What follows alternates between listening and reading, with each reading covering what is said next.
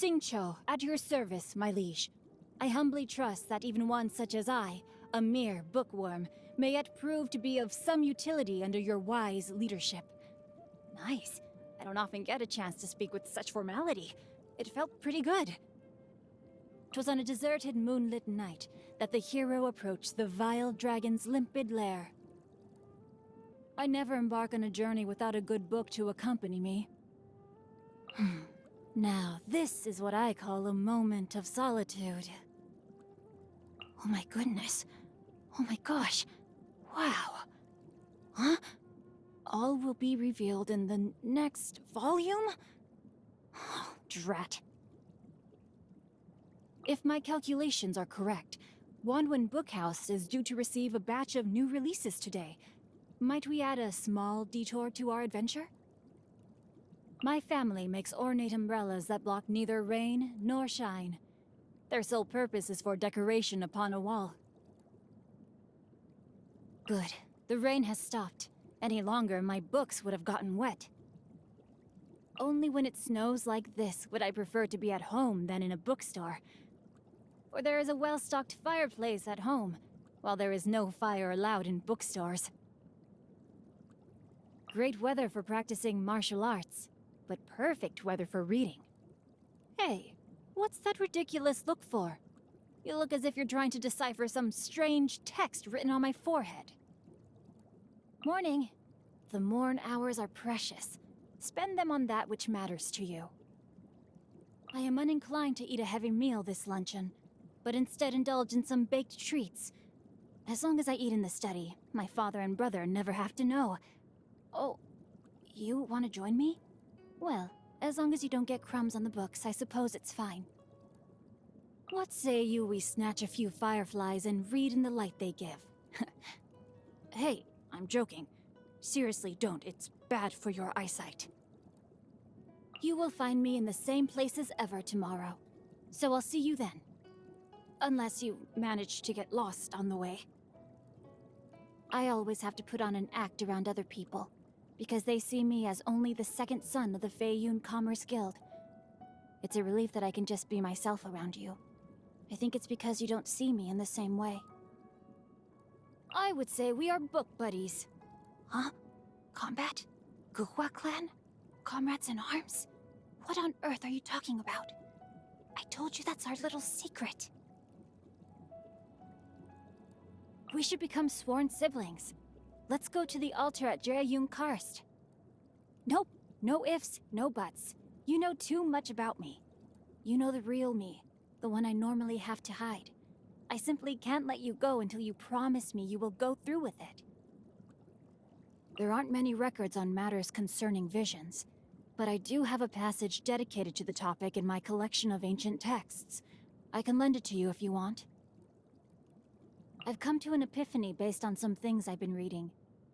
Ultimately, the arts of both the polearm and the sword are just the art of hand-eye coordination. It's a little difficult to explain. If you want to know more, come with me to Wangshan Hall. But first, you have to promise me you won't laugh. Must-see places in Liyue? That's a tough question.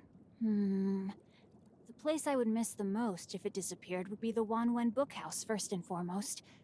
The Guhua sect would be in the top 10, too. I used to like rabbits, but I'm more a fan of stags now. To me, the saying, "May my final stand be a monument to chivalry," is about abandoning worldly possessions and reaching enlightenment.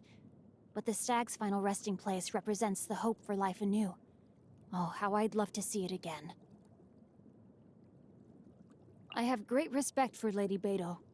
I just wish she wouldn't call me kid and ruffle my hair each time she sees me. In her capacity as the Tianquan, I'm obliged to respect her. Otherwise, it could create issues for my father and brother. On a personal level, let me think. I think I will go with no comment. I shan't speak ill of others. Dear Chongyun.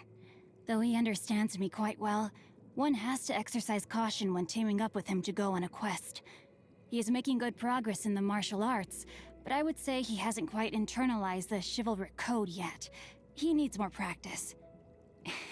Especially at eating spicy food. When Yunjin drinks a beverage she is fond of, she will be inspired to write a new play. So, I keep a jar of tea leaves under my bed at all times, ready to deliver to her on the day that her inspiration dries up. This way, I shall never run out of heroic tales to listen to. Ah yes, the young lady who is now the master of the Wangshen funeral parlor. If you're asking what I think about her as a person, well, there are all sorts of rumors about the way she works. But I think if you really want to understand someone, you need to find out what they are really after. I've always thought there is more to Chi-Chi than meets the eye. But it's impossible to have a conversation with her when Baiju's around. We could wait till Baiju makes a home call to one of his other patients and corner her. When you first spot Xiangling out and about, the first thing you should do is check the look on her face. Especially when she's just coming back from collecting new ingredients. The more excited she looks, the more dangerous it is to approach. Because if she sees you, she'll force you to taste test her latest concoction. I usually get Chongyun to handle these situations. Where does Xinyan perform? Anywhere from Churho Rock to Yujing Terrace. No spot is untouched by her disruptive presence. A quiet day when I can curl up with a good book is a rare treasure indeed. I've thought of all the illustrations I want for each major event in the next 3 volumes. I should write my thoughts down before I forget them, and send them to Mr. Quaideprince. My father and brother entertained that gentleman as a guest once. From the way they were acting, he must be a very high-profile figure indeed. I also heard that he directs funerals for the Adepti, so he must surely have great depth to his character. We should do some digging and see what we can find out about him. I find that Miss Shenhe seems to look at me somewhat fiercely, so I daren't approach her lightly. Bizarre. Did I inadvertently upset her? Or maybe upset someone close to her? Have you heard the expression, same person, different face? Miss Yelan gives me precisely this feeling. When she came to visit my family, my father and brother treated her with respect, and she was pleasant and polite in return. She seemed like a kind and mature young lady to me, but when I saw her elsewhere, she gave a completely different impression. Are you keeping well, my liege? If you have no other matters to attend to, might I recommend a trip to the Wanwen Bookhouse? You ask why I enjoy reading in solitude? Studiousness can hardly be considered a bad habit. There's not much more to it than that, really. Your schedule is free today? Wonderful. I am ready to leave whenever you are. My book? Oh, never mind that. I can always pick up where I left off when I get back. But those in distress who need our assistance cannot afford to wait. You feel inspired, you say? You want to write a martial arts detective novel based on our adventures together? And you want to call it The Chronicles of Wanwen? It's a good idea, it really is. But I'll have to decline. I'm sorry. Yes, really. A weaver of verses who draws from an ocean of expression. That's the reputation I aspire to. But you're the only person I can share that with. I am actually writing a novel, but I can't let you see it. Not yet. The time will come, though. You'll be able to read it when it's on sale in bookstores all over Liyue. Evidently, my hobby is reading. I'll read anything and everything. What's that mischievous grin for? Oh, that's between the two of us, okay? It's not appropriate to discuss it out loud. There's no point in bringing it up anyway. What annoys me? Well, one day my brother will inherit the family business. What will happen to me then? I fear my current carefree existence would... Oh, no. It's not about my status or anything like that.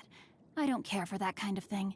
I think my brother is something of a simpleton, and I would probably end up having to do most of his job for him.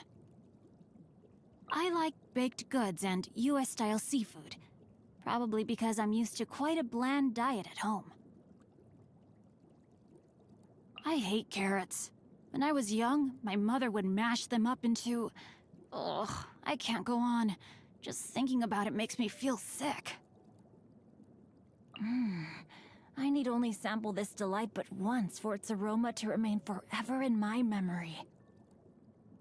With cooking skills as good as yours, it'd be a waste not to open a restaurant. Wouldn't you agree? I couldn't possibly. But please, you eat your fill. I insist. Ahem. May this day of your birth be filled with much mirth. According to historical records, Tiancheng's stone bridge was formed by a fallen rock spear thrown by the Geo-Archon Morax in battle. If you walk along the bridge on your birthday and throw some more into the sea from both sides, you will be blessed in the coming year. Your birthday only comes once a year, so be quick about it if you want to go. I'm not kidding, it's true. Go try it and you'll see. Were it not for my capability, the cause that so inspires me would remain confined to the pages that extol its virtues. Had I no moral compass, my efforts would have been misguided. Doomed to grasp at shadows, while missing the substance, I would have become a Philistine that seeks only violence. There is a cause that I seek to champion, yet few in Liyue share my aspiration. This I have known for a long time, for it is a path I have walked for many years. I am most grateful for your company on my journey. I am proud of my achievements, both in the martial arts and in championing the cause so dear to my heart. I guess there's no need to euphemize any longer. Chivalry. That is the cause that inspires me, and that I seek to champion. Why should I shy away from it? I am sure my father and brother are under no illusion as to what I stand for by now. But of course, I still need to be somewhat discreet in the way I go about my business. Rain outlines your fate. Huh? No, my sword! Witness the power of Guhua! Let me weave you a verse. Rain cutter! Body and mind. Time to act. Excellent. Treasure hunting. A valiant endeavor. I hope we find long-lost ancient literature. Change of plans. I can no longer hold back. May my final stand be a monument to chivalry. I have taught you everything I know. The brightest flames burn fastest. I am outplayed. A minor setback. I let my guard down. Not good. May knowledge guide you. Chivalry will never die. For justice.